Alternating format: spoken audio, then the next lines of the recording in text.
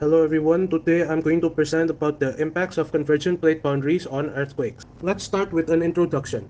Earthquakes are one of the most devastating natural disasters that can occur on our planet. They are caused by the sudden release of energy in the Earth's crust, which creates seismic waves that can be felt for hundreds of miles. One of the major factors that contribute to earthquake is the movement of tectonic plates. When two tectonic plates collide, they can create a convergent plate boundary which can lead to some of the most powerful earthquakes on Earth. What is a convergent plate boundary? A convergent plate boundary is a location where two tectonic plates are moving towards each other.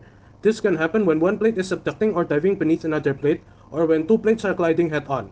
When two plates collide, the force generated can cause the Earth's crust to buckle and fold, creating mountain ranges such as the Himalayas.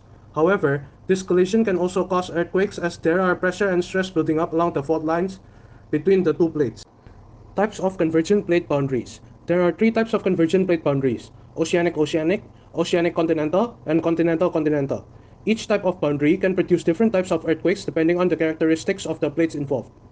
Oceanic-oceanic boundaries can create some of the deepest earthquakes on Earth, as one of the plate is forced to subduct beneath another. Oceanic continental boundaries can produce both shallow or deep earthquakes, as the denser oceanic plate is forced beneath the less dense continental plate. Continental-continental boundaries can produce some of the largest earthquakes on Earth, as two of the plates collide and create a massive amount of pressure and stress. Earthquakes caused by convergent plate boundaries. One of the primary effects of convergent plate boundaries on earthquakes is the creation of subduction zones. As a plate descends into the mantle, it causes a buildup of stress, leading to the development of earthquakes. Some of the most powerful earthquakes in history have occurred in subduction zones. An example of this is the 2004 Indian Ocean earthquake, caused by the movement of tectonic plates in the Sunda Trench off the coast of Sumatra, Indonesia, on December 26, 2004, which triggered a large breach in the Earth's crust, resulting in a tremendous earthquake and a following tsunami, which led to the loss of thousands of lives. Mitigating the effects of convergent plate boundary earthquakes. While we cannot predict when or where an earthquake will occur, there are steps we can take to mitigate the effects of these powerful natural disasters. Building codes can be updated to ensure structures are built to withstand earthquakes, and emergency response plans can be put in place to help communities respond quickly and effectively. Scientists are also working to better understand how earthquakes are generated and how they propagate through the Earth's crust.